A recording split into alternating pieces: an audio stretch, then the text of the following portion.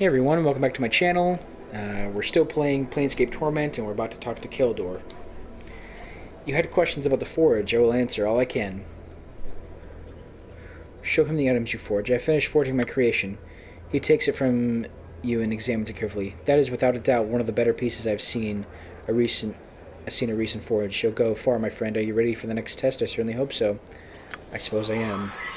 He continues grimly. A murderer has struck the Foundry, and I am forsaking the usual test in order for you to track this killer down. Go speak to the supervisor, Alyssa, in the main Foundry and proceed from there. When you have completed your investigation and are ready to name a culprit, come back to me. Updated my journal. I'm gone.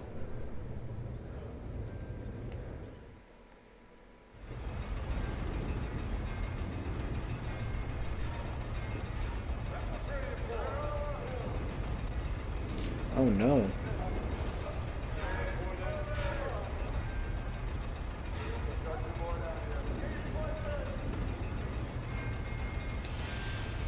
You again. What do you want now? My apologies for my impatience, but we are on schedule here. Under Keldor's authority, I'm investigating the murder that occurred here. What can you tell me about it? You want to know what I saw the night of the murder? Well, I was working late when I heard the sound of a scuffle. When I came out, I saw a shadowy figure slip out the door into the meeting hall, and I raised the alarm. Do you have any other details? I only know 3 people who had access to the building that night. They were Thilden, Saros, and Bendalin. The 3 of them have dramatically different builds, but in the haze of the Foundry I couldn't see clearly. How do I know you didn't do it? I have an alibi, not to mention that Keldor already asserted the truth from me. I have nothing to hide. Apparently Thilden, Saros, and Bendalin do, though because they wouldn't go under Keldor's spell. Where do I find Saros? He usually remains in the main meeting hall. You shouldn't be able to miss him. And Bendalin, she can be found in any of the Foundry areas. She's one of our chief engineers, so she has the run of the place. You'll know when you see her.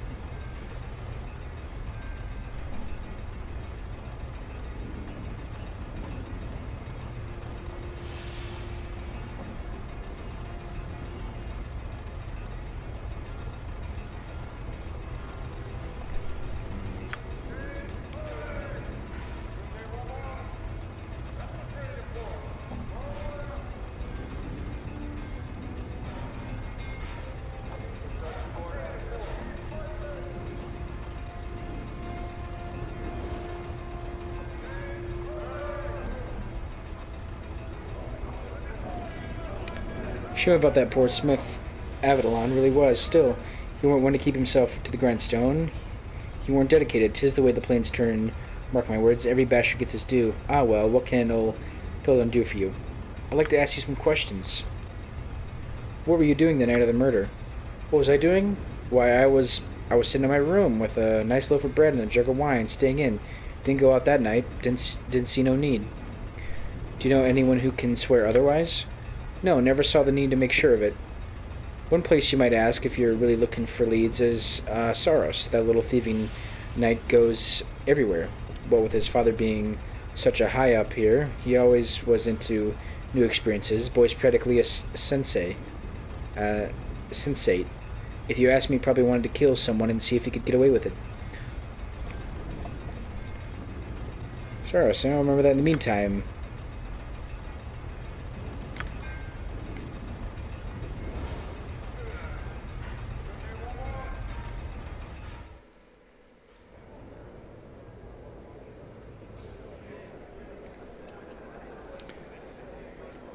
You see a young woman as you approach her eyes stare directly into yours. You get the uncomfortable feeling that she's not just examining your eye color. Her gaze seems to penetrate far deeper than that. Greetings, stranger. How goes your day? Well enough. I would like you to answer some questions for me. What answers do you seek, Half-Man? Updated my journal. Why do you call me Half-Man? I call you Half-Man because I cannot see your spirit. All other mortals who pass through my life show their spirits to me as a shining spark or a smoldering ember. You show nothing at all. I call you Half-Man because I cannot see your spirit as I see those of others. Whether this is because you have no soul or because you have transcended, I cannot say. One way or another, you are but half a man. What the other half is, I cannot say. I see. Ow.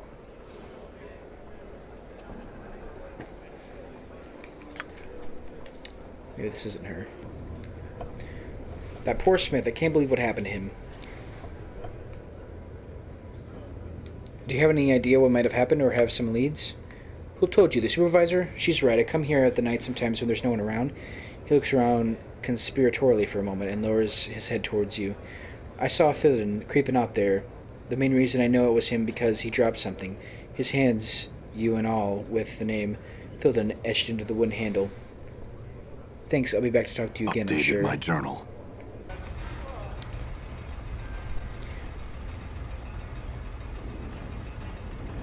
Saros, you remember Saros, don't you?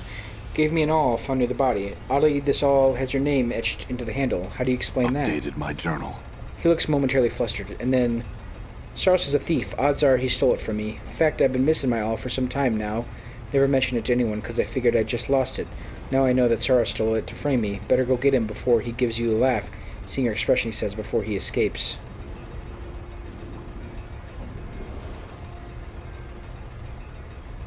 I'll just go and find him. Farewell.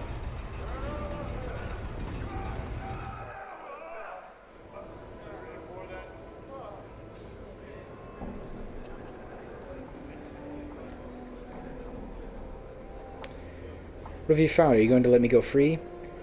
He says that you planted the awl at the murder scene and that you're trying to frame him for the murder because you two disagreed.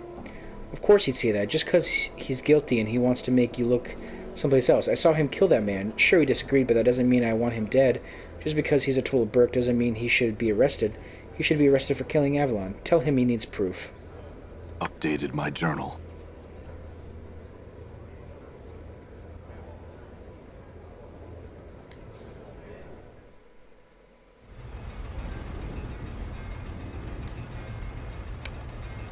What little lickspit'll tell you now, I'm sure, where it's all lies. He tells me that it's not a frame. In fact, he says that he personally witnessed you kill the poor sod. He what? I tell you, that boy's a thief and a murderer, and you don't believe me? What if I told you the lad's an anarchist, too? Remember the Revolutionary League?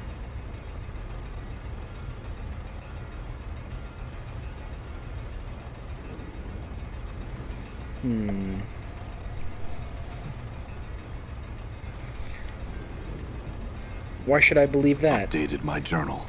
A poised look creeps on his face. Because I say it so. Because I'm about to say something that'll make a criminal of me.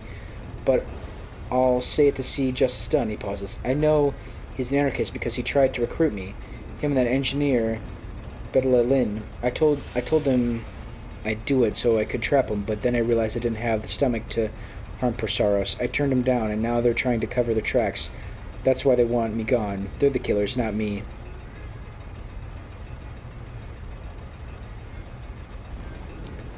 Right, I'll check that right away. Don't go anywhere.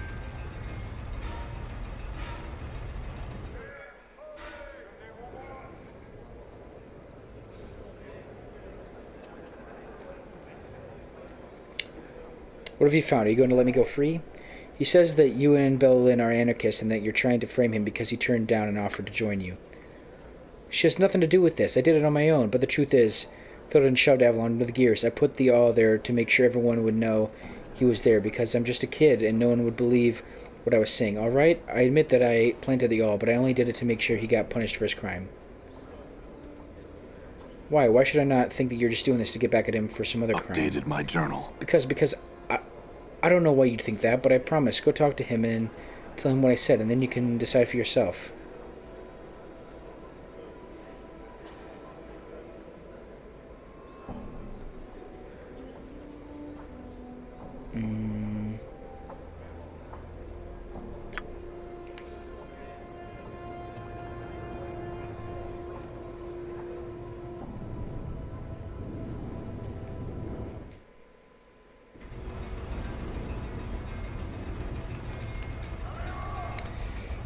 He says that he planted the awl on the body, but only because he wanted to make sure that you'd be implicated in the death.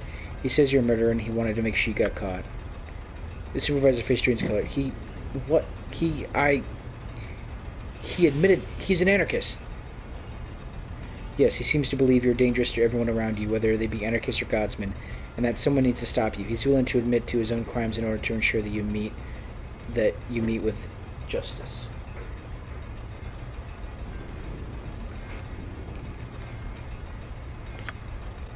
His beefy face grows red with apoplexy. You're accusing me, but I ain't the murderer. I'm just trying to expose anarchists, Burke. Damn you, you can't do this to me. You can't trust anyone who says they saw me do it. So you can't say I did it.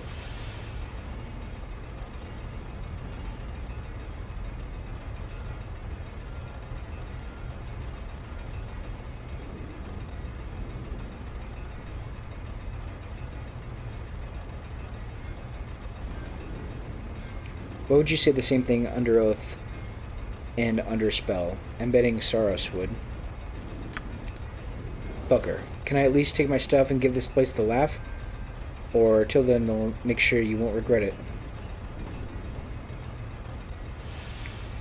No, remain here or suffer even worse consequences. You can rest assured that I can make certain of that. Good day.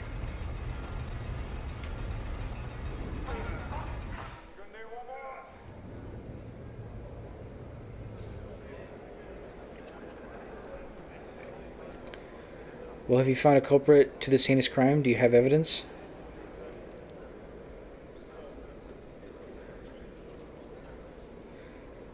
Lieutenant committed the crime, but Saros tried to frame him for it. It's an anarchist plot, and Saros is in the middle of it. Arrest them both. What? Both of them? This is a sad day for the Godsman, a sad day indeed. Allow me a moment to summon the guards. Take your time. Updated my journal. He seems saddened by the ordeal. It is done. My thanks for resolving the investigation. You have but one task remaining to you. Sendas, father of Sarosa and Saros, one of the more vital members, has returned from a harrowing journey. He has locked himself in his tower room and is threatening to kill himself. Speak to him. Stop him. I'm on Updated my it. journal. Farewell. Done.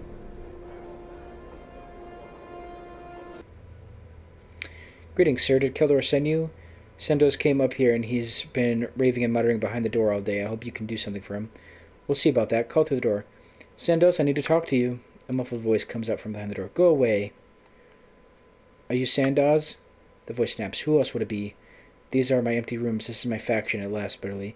This is where I'm going to die. Tell me about yourself. You want to talk? Is that what you want? How about you listen? The voice pauses and gathers steam. What's the point of it? That's what I wanted to know. Why do we do the things we do? What's the thing that keeps us striving? Pride and ego. We keep telling ourselves that we can be something, that we can mean something, that there's a reason we're here, but in the end, it's all just blackness. I've seen that final blackness, and there's no reason to deny it. Yet we keep pushing on out of foolishness, pride. There's no reason to do it. Did you ever consider that you became a Godsman for a reason? What do you mean? You found a reason once. You believe that all we face is a test. You believe that we're here to push past the final blackness to overcome it. Don't tell me you've gotten weak now. He barks out a sharp laugh. They taught you well, at least. Let me think about this. I hope you've got some time. All the time in the world, Sandos. Think it over. When it speaks again, the voice sounds a little more balanced. Go down and tell Keldor you have talked some sense into me. I want to see him eventually, but you've done your job. Go on now.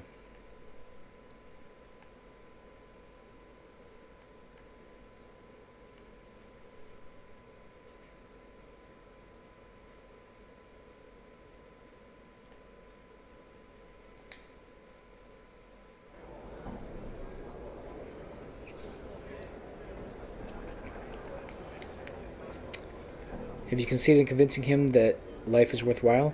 I've succeeded. He has regained his zest for life. Updated my journal. You've succeeded. Glorious news. Congratulations, my friend. You have proven yourself worthy of joining the Godsmen. Would you like to take the oath now, or perhaps wait until later?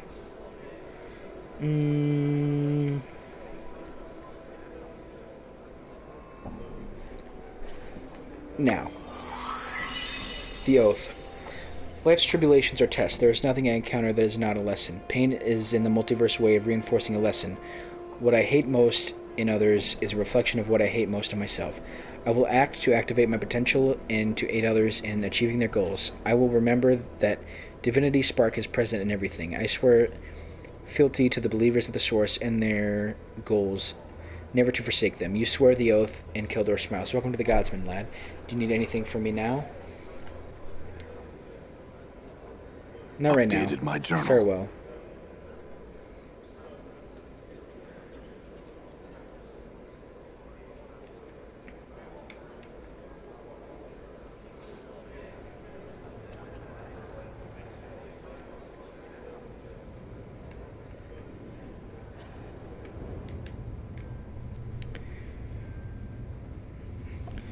Thanks to your words, my father Sandos is alive and well. I can only hope that whatever force has scarred him this way, I cannot believe he came to this on his own, will pay for his misdeeds. What else can I do for you?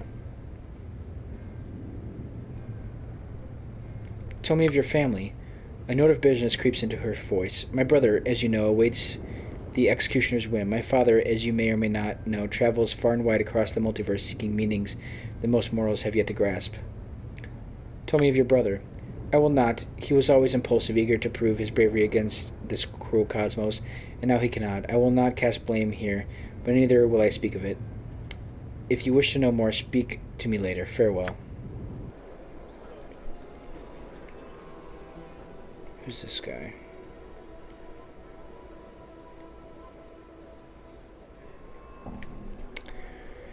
You see a bushy-haired man clad in the height of fashion, if you consider fashion to have died 50 years ago. His clothing seems to consist of tattered street urchin rags, and he seems to affect a disdainful manner toward those around him, or that might be his actual manner.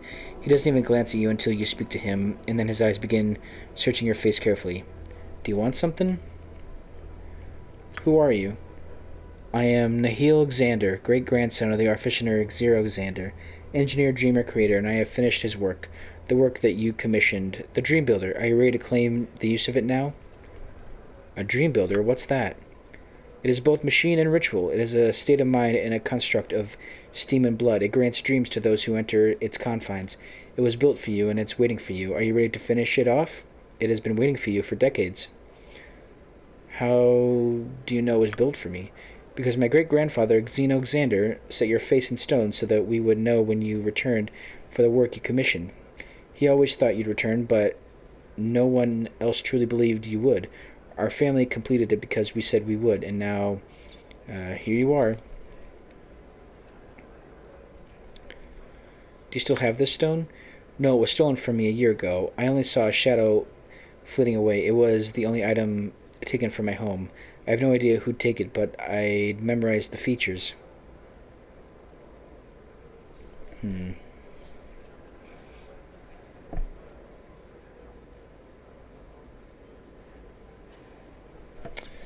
Alright, let's finish this. What I need to begin the final stages of the Dream Builder is a piece of your skin immersed in your blood, so the machine can familiarize itself with your physical essence. It must be in a blue-green bottle to symbolize the dream sea of which you will float.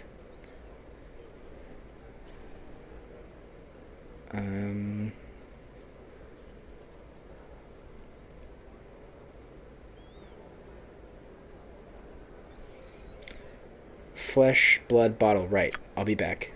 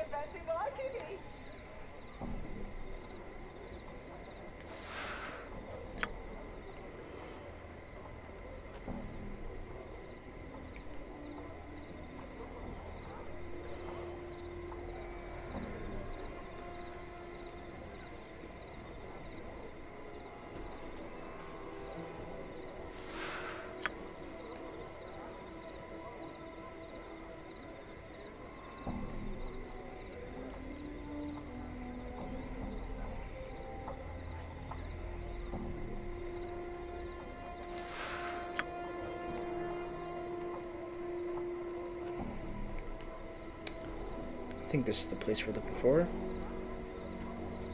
I'm gone.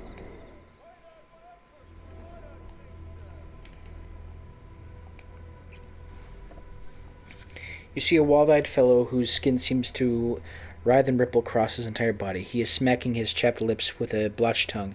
As you watch, his right eye moves independently of the left, focusing on you. A second later, the left one flicks to look your way, then reverts to its original position. The right eye blinks. A strange gurgling comes from his throat. Greetings.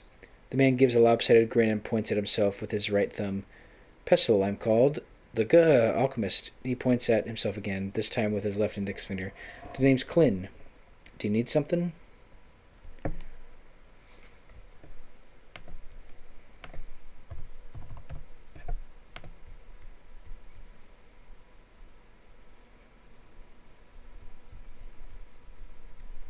Let's see.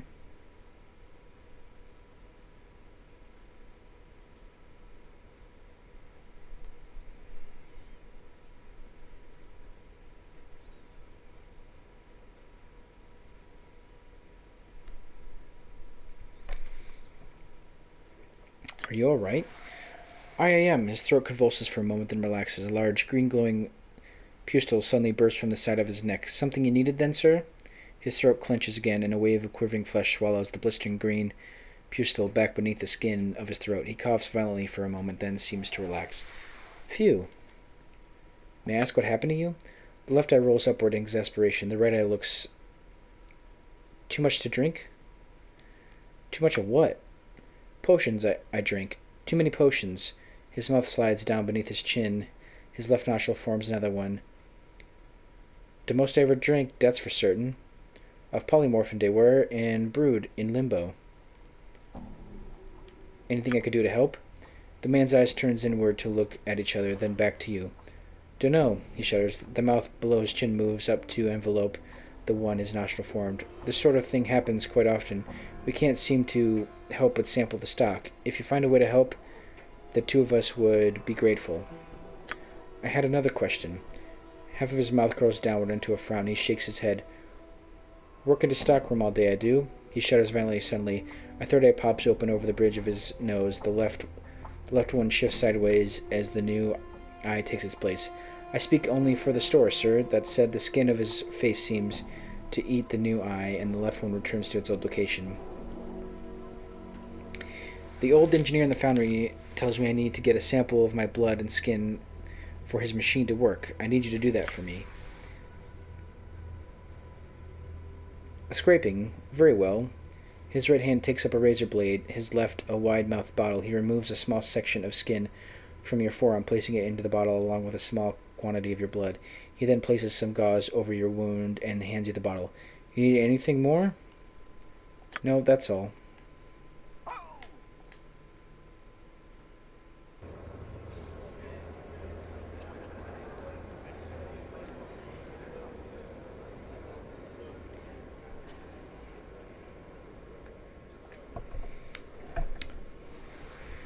What I need to begin the final stages of the Dream Builder is a piece of your skin immersed in your blood so the machine can familiarize... Okay. I've got it right here. Take it. Show me my dreams. Updated my journal.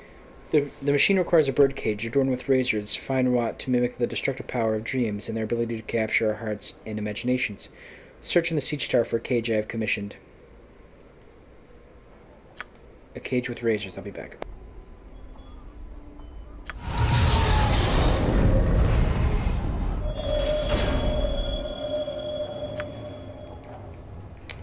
I need a heavy decorated wrought iron birdcage. Do you have one? I have such an item. The Dream Builder came to me an age ago. He promised me that my durance in the prison of his city would be near an end when the cage left my possession. Updated I see. my Can journal. I have it? Yes, take this cage and lay waste to those who create such confines. Thank you.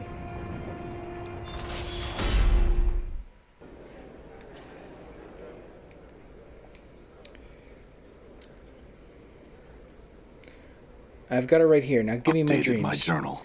I just need one more item from you, and we can begin the final process of the Dream Builder. I need a pillow that has lain inside a coffin. It will stimulate a sleep so profound that you may as well be dead. It opens your mind to the dimensions of the Dream Builder, as if I say so myself. A touch of inspiration on my part.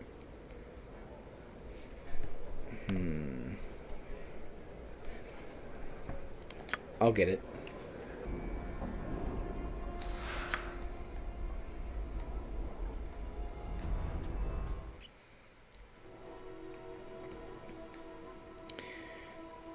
Henry smiles at you. Good day again, Cutter. Did you get the plans you were looking for? Yes, I've dealt with the situation at the warehouse and got the tomb plans. Updated my journal. He smiles and nods. Well done, Cutter. As I said, you may keep whatever you recorded from the warehouse as your reward. Thank you for your help. I have some questions. I need to buy a coffin pillow. He nods at you. Ah, you're here to purchase then. I assure you what I do is a labor of love. The real value of my profession is in the building of the coffin. In doing it well, is in fact a perfectly ordered creation. Every piece must fit just so for the betterment of the whole. It's much like a metaphor for the harmonium philosophy. We create order and it is beauty. I just need a pillow. He nods at you again. I need 50 coppers for the basic boards used in construction, though. The expense doesn't cover the time. Usually it's either whitewashed or painted some color for the person's choosing. The boards themselves are usually a 16th handspan thick, maybe even thicker depending on the nature of the corpse. Whether it's just a human being buried or not, or whether they're worried that the person might get back up again, he laughs. I just need a pillow. He nods at you again. Some prefer Bitopian pine, which is fine and traditional, but I prefer the heavy Arboronian oak materials simply because they have a good weight about them. Even a 20th inch of the oak is stronger than a 16th of a handspan of pine. I said I just need a pillow. He nods at you. From there, I might need about a score multiplied by a score of steel, wood screws, gauze, gauge about 8 by 1/4 inch or so. Lots of shops around here carry them. Not a big deal to acquire them. I'll also need some sort of metal pins for securing the interior lining. Best to pick them up with the bunch. Now, there's a matter of the battens and corner blocks, depending on how you wish to do it. Are you listening to me? I said I just need a pillow. He places his hands on his side. And although I usually let the natural wood speak the color of the coffin itself, sometimes the person commissioning it wants it painted special or engraved. I don't usually do the finer work for that, though. I am skilled, but contracted out. He pauses for breath. And the handles alone are another matter entirely.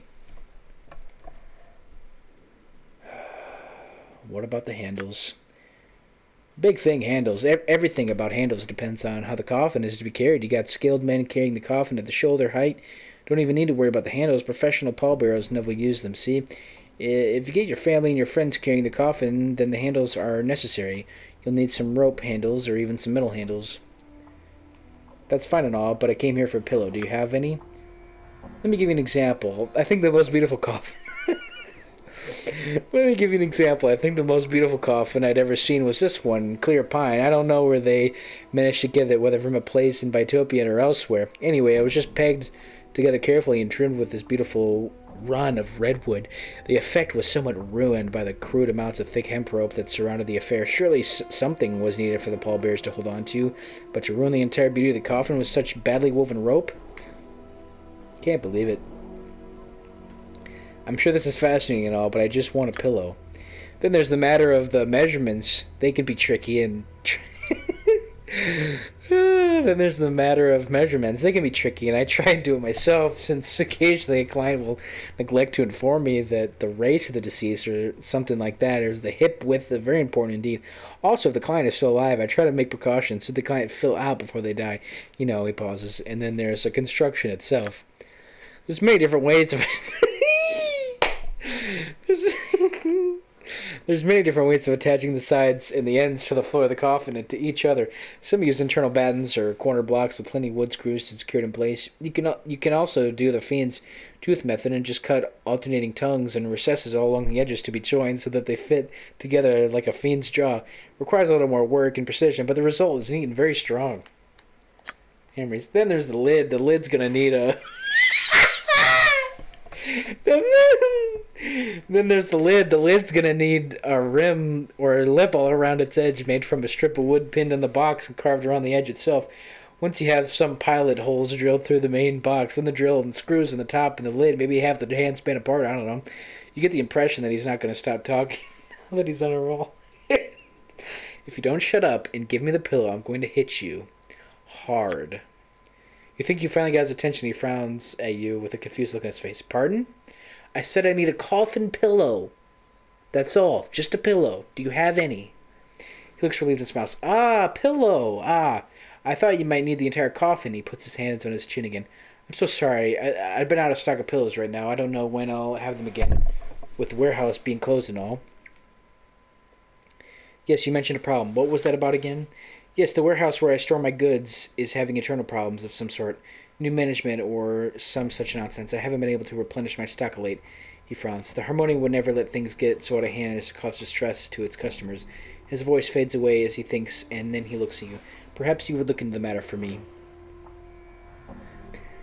I guess I don't have a choice. If I want a pillow, I'll do it. Updated my journal. He smiles broadly. Excellent. If you deal with this issue satisfactorily, you may have the pillow for free. This may not seem like efficient payment, but let me tell you about the construction of those pillows. No thank you. I'll just get started on this right away. Alright, ladies and gentlemen, this episode has gone on for far too long. let's end it here. Thank you very much for joining me. I was hoping we'd get right to where, but right before where we start the dream thing, but we'll have to get to that hopefully in the next episode. So, thank you very much for joining me. As always, feel free to like, comment, and subscribe down below, and we'll see you all in the next one.